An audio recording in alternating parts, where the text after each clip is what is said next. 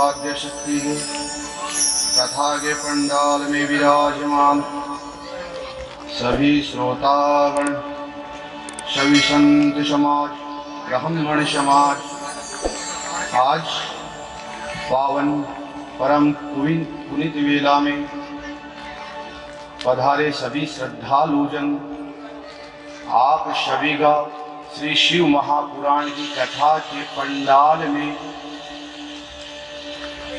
कथा के आयोजन करता हेतु सभी का हार्दिक अभिनंदन स्वागत करते हैं। कल की कथा में वेदव्यास जी महाराज के बारे में आप सभी ने जाना। श्री वेदव्यास जी महाराज वशिष्ठ जी के 100 पुत्र हुए। 100 पुत्रों में से 98 पुत्रों का विश्वरथ नाम राजा से युद्ध हुआ था। 98 कृपया कथा में ध्यान देंगे। 98 पुत्रों का विश्वरथ नाम के राजा से युद्ध हुआ। युद्ध में 98 पुत्रों को मार दिया गया। 2 पुत्र बचे, उनमें एक पुत्र का नाम शक्ति था। उन शक्ति से श्री पराशर ऋषि हुए और पराशर ऋषि के अंश से सत्यवती माता के गर्भ से ये श्री वेदव्यास जी महाराज हुए। वेदव्यास जी महाराज कौन है, यह आपको ना जल्दी सुनने को मिलेगा, ना आपको ग्रंथों में खोजने से मिलेगा जल्दी। इसलिए सभी जान लें कि वेदव्यास जी महाराज पराशर ऋषि के अंश से और सत्यवती नाम की माता के गर्भ से श्री वेदव्यास जी महाराज हुए। वेदव्यास जी महाराज ने 4 वेदों की रचना करी। जब 4 वेदों की रचना हो गई, तभी कल हमने नैमिषारण्य में शौनक आदि 88,000 ऋषियों को सूत जी महाराज के साथ में कथा के लिए बैठाया था। ध्यान दें, श्री शिव महापुराण की कथा में 4 कथावाचक हैं। 4 जगह यह कथा चलती है। एक यहाँ पे चल रही है। कल हमने नैमिषारण्य तीर्थ में श्री सूत जी महाराज को शौनक आदि 88,000 ऋषियों को बैठाया। 2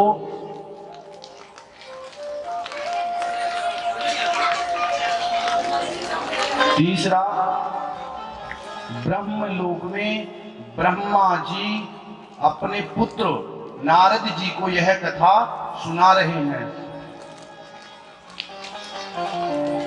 और चौथा, मंदराचल पर्वत पर भगवान शिव के मुख्य गण भगवान श्री नंदीश्वर यह कथा शौनक, सनक, सनंदन, सनातन, सनत कुमार, सनकादि 4 ऋषियों को यह कथा सुना रहे हैं। कितनी जगह हो गई? 4 जगह है यह कथा चल रही है।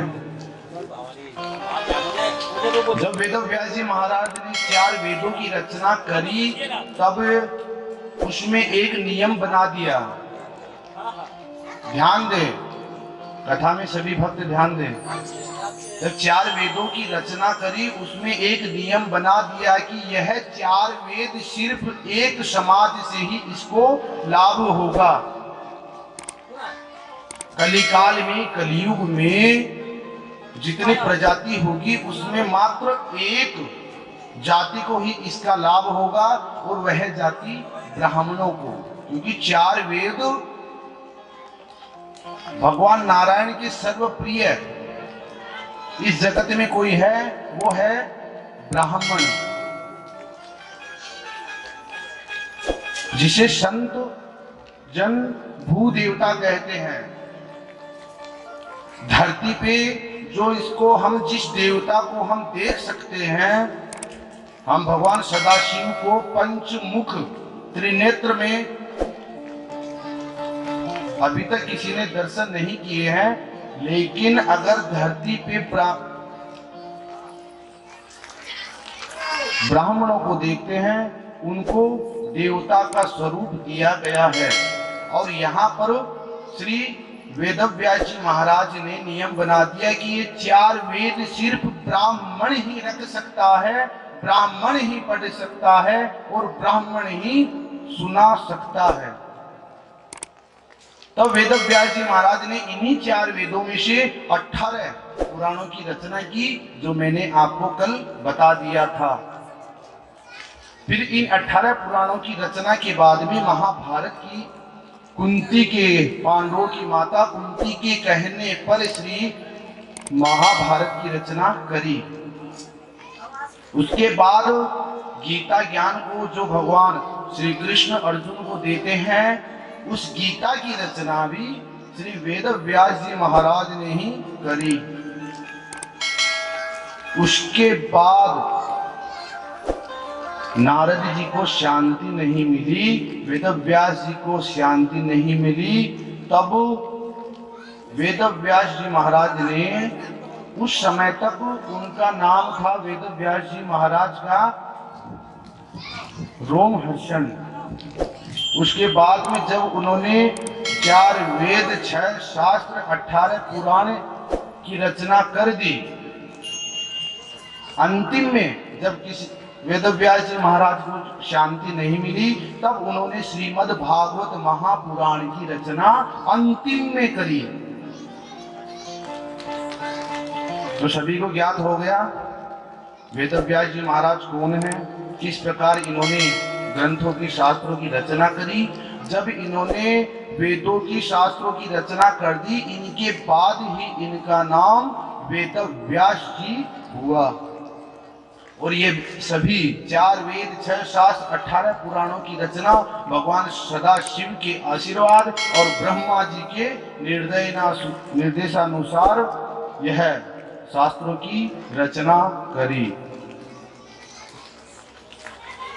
अब 18 पुराण, 4 वेद दे दिए ब्राह्मणों को, 18 पुराण सूत जी महाराज कथा सुनाते हैं।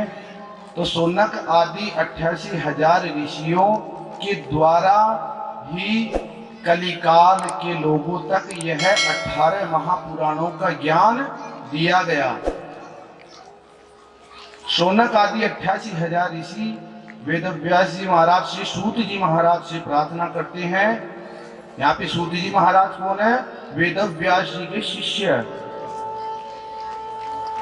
शौनक आदि 88,000 ऋषि नैमिषारण्य तीर्थ में सूत जी महाराज से प्रार्थना करते हैं, आप हमें वह कथा सुनाइए जो काल रूपी पाप, काल रूपी सर्प पाप को भस्म कर दे।